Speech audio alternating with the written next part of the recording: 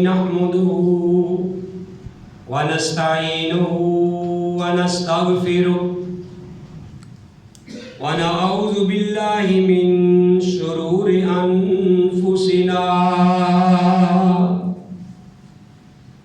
ومن سيئات أعمالنا من يهده الله فلا مضل له ومن يضلل فلا هادي له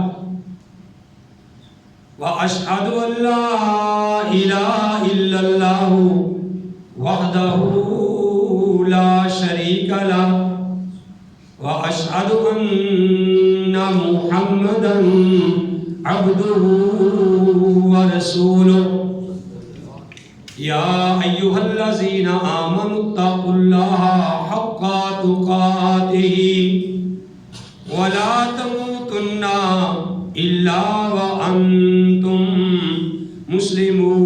مسلمون أما بعد فإن خير الحديث كتاب الله وخير الهدي هدي محمد صلى الله عليه وآله وسلم وشر الأمور محدثاتها وكل محدثة بدعة وكل بدعة ضلالة وكل ضلالة في النار. أعوذ بالله السميع العليم من الشيطان الرجيم. بسم الله الرحمن الرحيم. قال الله تبارك وتعالى في سورة الفرقان وعباد الرحمن الذين يمشون على الأرض هونا وإذا خاطبهم الجاهلون قالوا سلاما. رحمان کے بندے وہ ہیں جب وہ چلتے ہیں زمین پر تو چلتے ہیں بڑی نرمی کے ساتھ، اور جب ان کا واسطہ پڑتا ہے کسی جاہل لوگوں کے ساتھ تو وہ کہہ دیتے ہیں سلام ہے. والذین یبیتون لربہم سجدا وقیاما. اور وہ جو راتیں گزارتے ہیں اپنے اللہ کے سامنے سجدہ کرتے ہوئے اور قیام کرتے ہوئے. والذین یقولون، اور وہ لوگ جو کہتے ہیں ربنا اصرف عنا عذاب جہنم، اے اللہ دور کر دے ہم سے جہنم کا عذاب.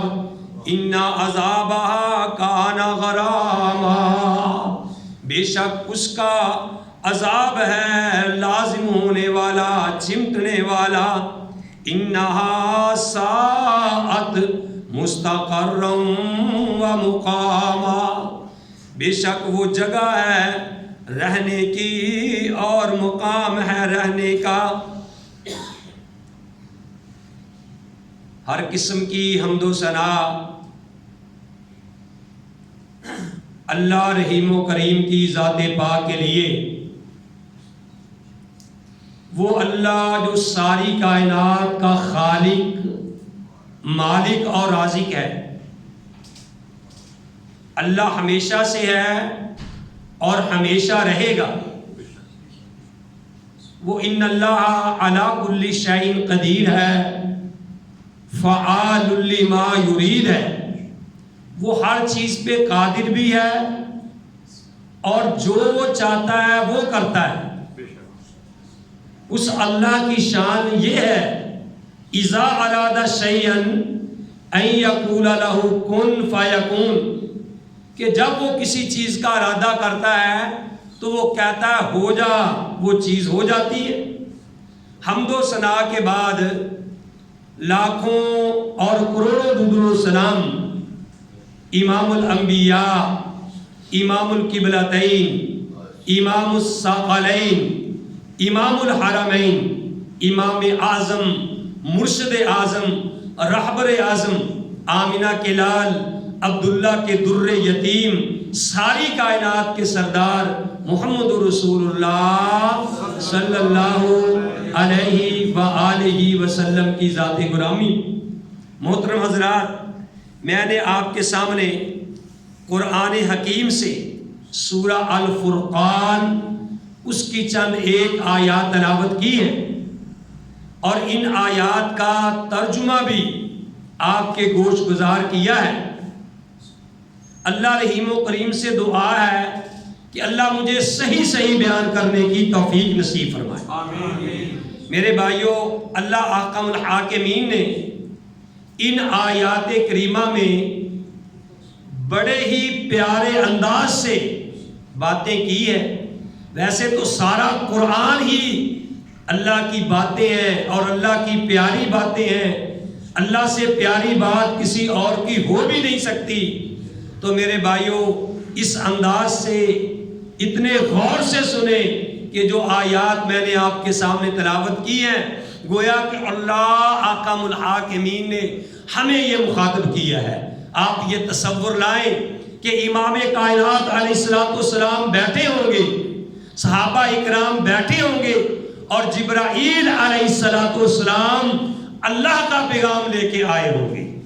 تو میرے بھائیوں، اللہ احکم الحاکمین نے فرمایا عباد الرحمانی، رحمان کے بندے وہ ہیں۔ سبحان اللہ، اللہم اجعلنا منہم، اے اللہ ہمیں بھی انہی میں سے کر دے جن کو اللہ نے رحمان کے بندے کہا۔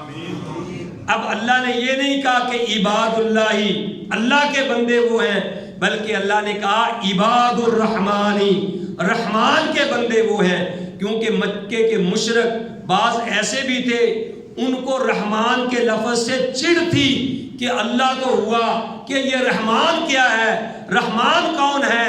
تو میرے بھائیوں، اللہ احکم الحاکمین نے گویا کہ یہ کہا کہ آؤ میں تمہیں بتاؤں کہ رحمان کون ہے اور رحمان کو ماننے والے کون ہیں۔ فرمایا عباد الرحمانی، رحمان کے بندے وہ ہیں۔ سبحان اللہ، الذین یمشون علی الارض ہونا، رحمان کے بندے وہ ہیں کہ جو زمین کے اوپر چلتے ہیں تو بڑی ہی نرمی کے ساتھ، بڑی ہی عاجزی کے ساتھ چلتے ہیں۔ کون؟ جو رحمان کے بندے ہیں۔ اللہ احکم الحاکمین فرماتے ہیں ہونن، ایک لفظ ہے ہونن، ایک لفظ ہے ہونن۔ ہونن کا معنی ہے کہ بڑی نرمی کے ساتھ، بڑی عاجزی کے ساتھ، بڑی انکساری کے ساتھ۔ اللہ نے ہونن کہا ہے، ہونن نہیں کہا۔ ہونن کا معنی ہوتا ہے تکبرانہ چال کے ساتھ چلنا، دوسرے کو حقیر سمجھنا۔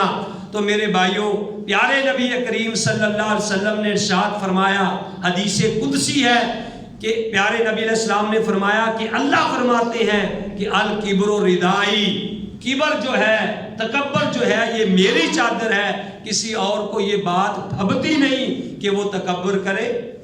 تو رحمان کے بندے وہی ہیں جو زمین کے اوپر چلتے ہیں ہونن، نرمی کے ساتھ، عاجزی کے ساتھ، بڑے سکون کے ساتھ۔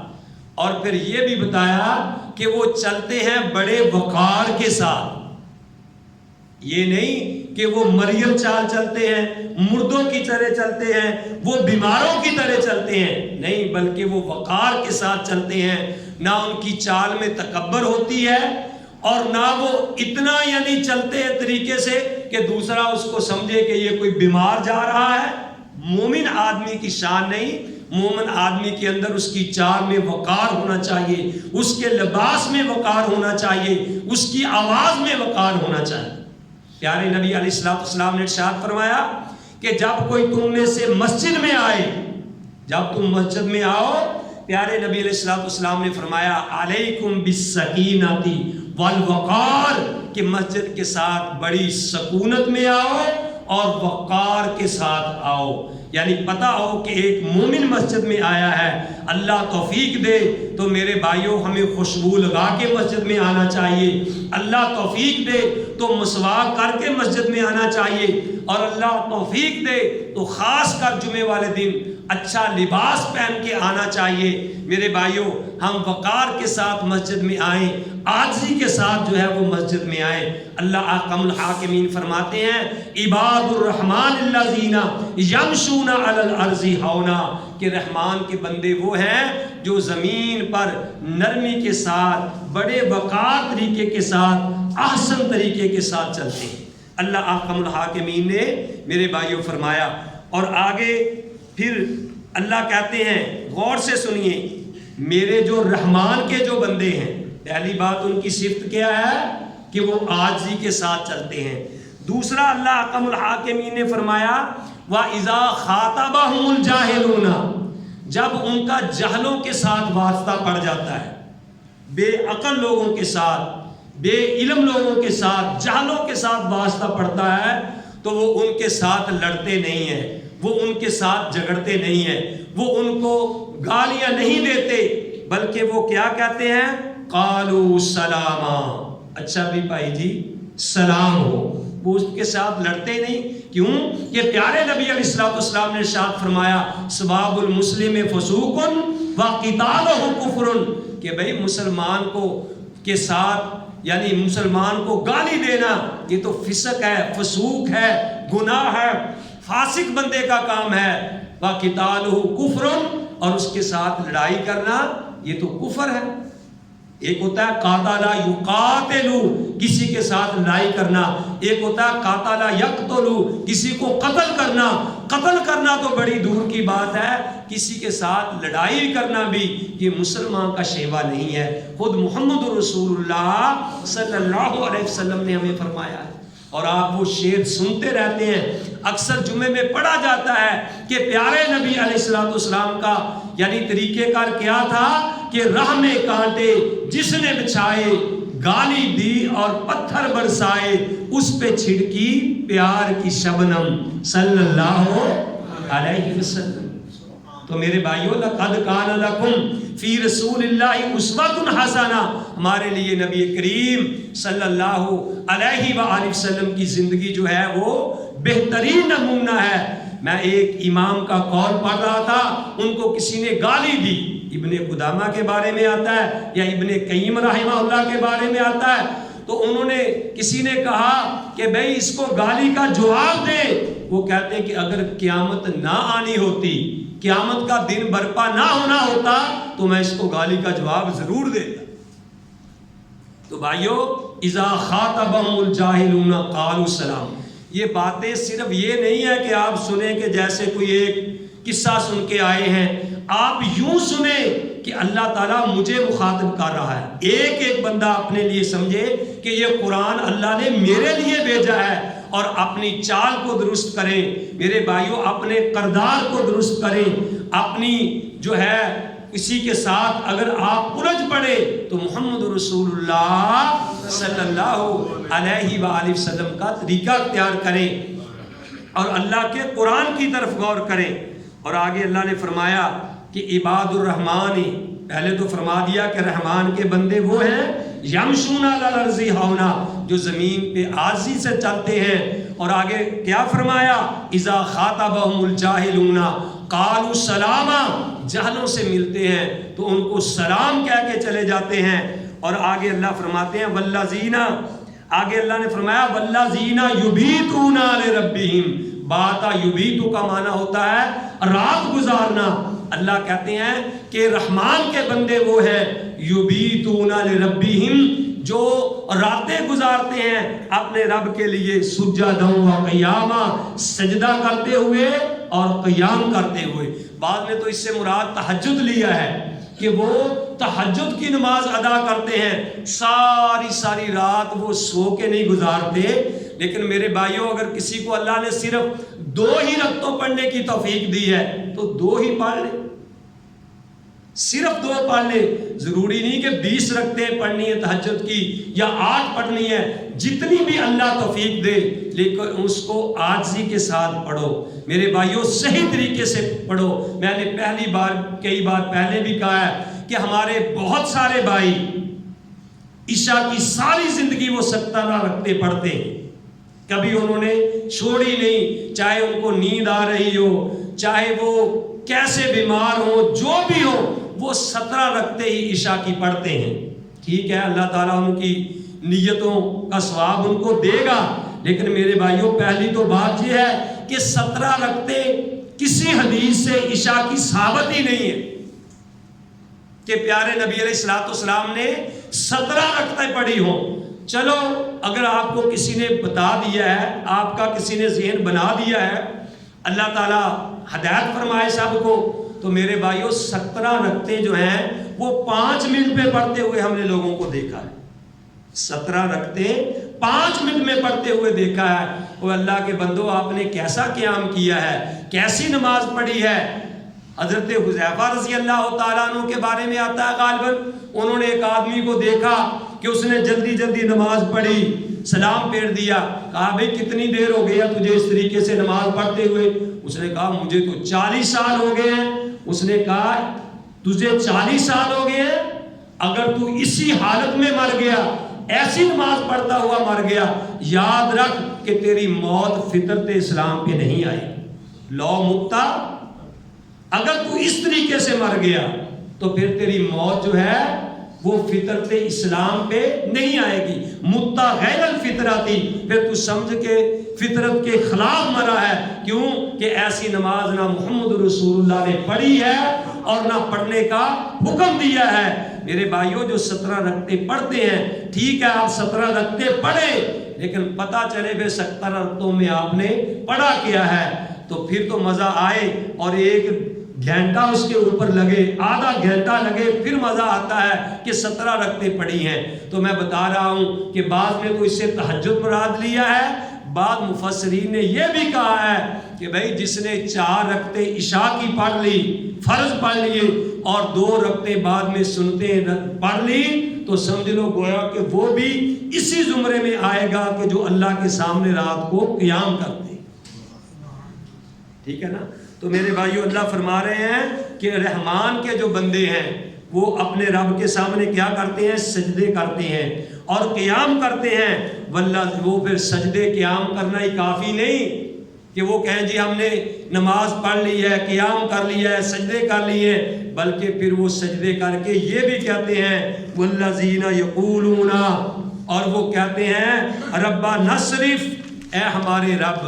ایک ہے لفظ ربنا، ایک ہے قرآن میں لفظ ربونا، ایک لفظ کیا ہے؟ ربانا، اور ایک لفظ ہے ربونا۔ ربانا کا معنی اے ہمارے رب، ربونا ہمارا رب، ربونا ہمارا رب، ربانا اے ہمارے رب۔ اور وہ کہتے ہیں کہ ربانا، وہ اللہ سے دعا کرتے ہیں ربنا صرف، اے ہمارے رب پھیر دے انا ہم سے عذاب جہنم، جہنم کا عذاب، ان عذابہ کان غراما، بے شک جہنم کا عذاب چمٹ جانے والا ہے، وہ لازم ہونے والا ہے۔ تو میرے بھائیو اللہ احکم الحاکمین نے یہ باتیں بتلائی ہیں اور ہمیں اس پہ غور کرنا چاہیے، ہمیں ان باتوں پہ عمل کرنا چاہیے۔ اپنی چال کی طرف دیکھیں، اپنی آواز کی طرف دیکھیں کہ جس طرح کہ حضرت لقمان علیہ السلام نے اپنے بیٹے کو وہ نصیحت کر رہے ہیں کہ اے میرے بیٹے، حضرت لقمان علیہ السلام اپنے بیٹے کو نصیحت کر رہے ہیں کہ اے میرے بیٹے یا بنیا اقیم الصلاۃ، اے میرے بیٹے نماز قائم کر، وَأْمُرْ بِالْمَعْرُوفِ، اور لوگوں کو نیکی کا حکم دے، وَانْهَا عَنِ الْمُنْكَرِ، اور لوگوں کو برائی سے روک۔ فرمایا وَاصْبِرْ، صبر کر، عَلَىٰ مَا أَصَابَكَ، جو تمہیں دعوت دیتے ہوئے تکلیف پہنچے اس پہ صبر کر، إِنَّ ذَلِكَ مِنْ عَزْمِ الْأُمُورِ، لیکن یہ بات یاد رکھنا کہ یہ بڑے ہمت والے کام ہیں، یہ کام بڑے ہمت والے ہیں۔ اور پھر وہ اپنے بیٹے کو وصیت جو انہوں نے اپنے بیٹوں کو کی، اللہ نے وہ قرآن بنا کے نازل کر دیا۔ فرمایا کہ دیکھنا جب لوگوں سے بات کرنا تو اپنی گالوں کو پھلا پھلا کے بات نہیں کرنی، وَلَا تَمْشِ فِي الْأَرْضِ مَرْحًا، اور زمین کے اوپر اکڑ کے بیٹا نہیں چلنا۔ کیوں کہ ان اللہ لا يحب کل مختال فخور، اللہ تعالیٰ اکڑ کے چلنے والوں کو پسند نہیں کرتا۔ حضرت لقمان علیہ السلام اپنے بیٹے کو یہ وصیت کر رہے ہیں۔ تو میرے بھائیوں، میں سراج منیر تفسیر ہے اس میں پڑھا، اور اسی طرح گلدستہ اسلام اس تفسیر کے اندر میں نے پڑھا، گلدستہ تفاسیر کے اندر میں نے پڑھا کہ حضرت لقمان علیہ السلام نے اپنے بیٹے کو جو وصیتیں کی تھی، انشاءاللہ الرحمن کبھی موقع آیا تو تفصیل کے ساتھ میں ان کی وصیتیں بیان کروں گا، لیکن میں دو چار جو انہوں نے اپنے بیٹے کو وصیتیں کی میں آپ بھائیوں کے سامنے بھی رکھنا چاہتا ہوں، تو تاکہ میرے بھائیوں ہماری اصلاح ہو جائے کہ دیکھیں کہ وہ اپنے بیٹوں کو کیسے وصیتیں کر کے جا رہے ہیں۔ حضرت لقمان کہتے ہیں اپنے بیٹے کو، اے میرے بیٹے تو ایسا کرنا کہ توبہ کرنے میں تاخیر نہ کرنا، توبہ کرنے میں لیٹ نہ ہونا، توبہ کرنے میں دیر نہ کرنا، کیونکہ اس لیے کہ موت اچانک آتی ہے اور خبر دے کے نہیں آتی۔ اور دوسرے نے وصیت کی، اے بیٹے جاہل آدمی کے ساتھ دوستی نہیں کرنی، اے بیٹے جاہل آدمی کے ساتھ دوستی نہیں کرنی، کیونکہ دوسرا بندہ سمجھے گا کہ اس کا عمل اس کو پسند ہے، اور دوسرا بندہ تجھے بھی جاہل جانے گا۔ چنگیاں دے لڑ لگ کے میری چوڑی پھل پئی، چنگیاں دے لڑ لگ کے میرے چوڑی پھل پے، اور بریاں دے لڑ لگ کے میرے اگلے بھی ڈل گئے۔ تو اچھوں کے ساتھ دوستی لگانی ہے، کیونکہ پیارے نبی علیہ السلام کا فرمان ہے کہ دنیا میں جس بندے کی دوستی جس کے ساتھ ہوگی، قیامت والے دن وہ اسی کے ساتھ اٹھایا جائے گا۔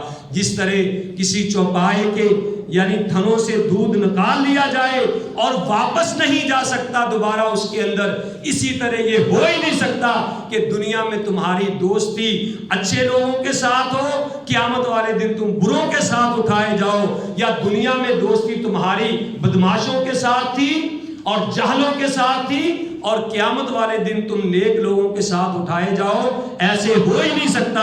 کہتے ہیں کہ کسی کو ججمنٹ کرنا ہو، کسی لڑکی کو کسی لڑکے کو دیکھ لو کہ اس کے دوست کیسے ہیں، تو بھائیوں پتہ چل جائے گا کہ یہ بھی بندہ ایسا ہی ہے۔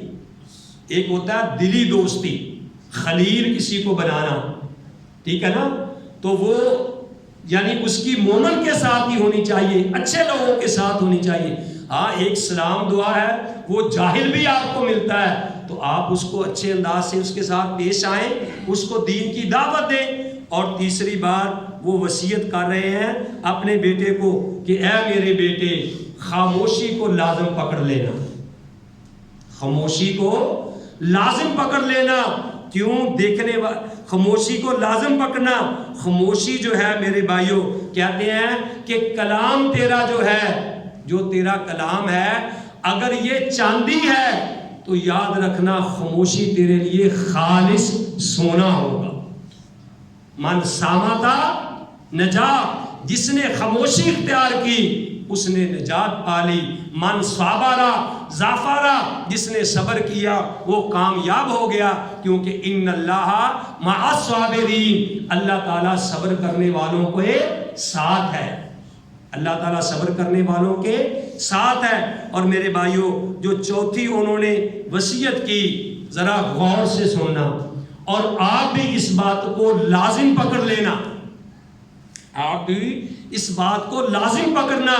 لقمان علیہ السلام اپنے بیٹے کو وصیت کر رہے ہیں، کہہ رہے اے میرے بیٹے اپنی زبان کو اللہم اغفر لی، اللہم اغفر لی اس کا عادی بنا لے، اپنی زبان کو اللہم اغفر لی، اللہم اغفر لی کا عادی بنا دے، کیونکہ دن رات میں ایک ایسی گھڑی آتی ہے جس میں دعا رد نہیں ہوتی،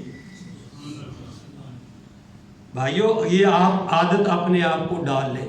آپ اپنی دکان پہ بیٹھے ہیں, جا رہے ہیں, تو آپ کوشش کریں کہ اپنی زبان اللہ کے ذکر سے تر ہو. اللہم اغفر لی. یہ کوئی مشکل نہیں کہ آپ کو یاد نہ رہے. سب کہو ایک بار, اللہم اغفر لی. اس کا مطلب کیا کہ اے اللہ مجھے معاف کر دے. تو دن میں ایک گھڑی قبولیت کی ہوتی ہے, تو پتہ نہیں کس گھڑی میں آپ کی زبان سے یہ نکلا ہوا لفظ اللہ کے ہاں جو ہے وہ قبول ہو جائے کہ آپ نے کہا اللہم اغفر لی, اور اسی وقت موت آ جائے. انشاءاللہ آپ ڈائریکٹ جنت میں جائیں. اپنی زبانوں کو اللہ کے ذکر سے تر رکھیں. جو لوگ اپنی زبانوں کو اللہ کے ذکر سے تر رکھتے ہیں, آپ آزما لینا کہ اگر ان کو کوئی اچانک گر جاتے ہیں یا چوٹ لگتی ہے, فوراً کہتے ہیں انا للہ و انا الیہ راجعون. اگر کوئی ایسی چیز دیکھتے ہیں کہتے ہیں سبحان اللہ. اگر کوئی خبر ملتی ہے کہتے ہیں الحمدللہ. اگر آپ کی زبان اللہ کے ذکر سے ہر وقت تر رہے گی تو میرے بھائیو انشاءاللہ رحمان موت کے وقت بھی آپ کی زبان سے کلمات اچھے ہی نکلیں گے. اور یہ دعا کیا کرو کہ اللہم انی اسألک حسن الخاتمہ وجعل آخر کلامی لا الہ الا اللہ. کہ اے اللہ میرا خاتمہ ایمان کی حالت میں کرنا, اچھا کرنا, اور جب میری موت آئے تو میری زبان پہ کلمہ جاری ہو لا الہ الا اللہ. اللہ احکم الحاکمین سے دعا ہے کہ جو میں نے سنایا آپ بھائیوں نے سنا, اللہ مجھے بھی اور آپ سب کو صحیح معنوں میں اس پہ عمل کرنے کی توفیق نصیب فرمائے. وما علیہ الا البلاغ.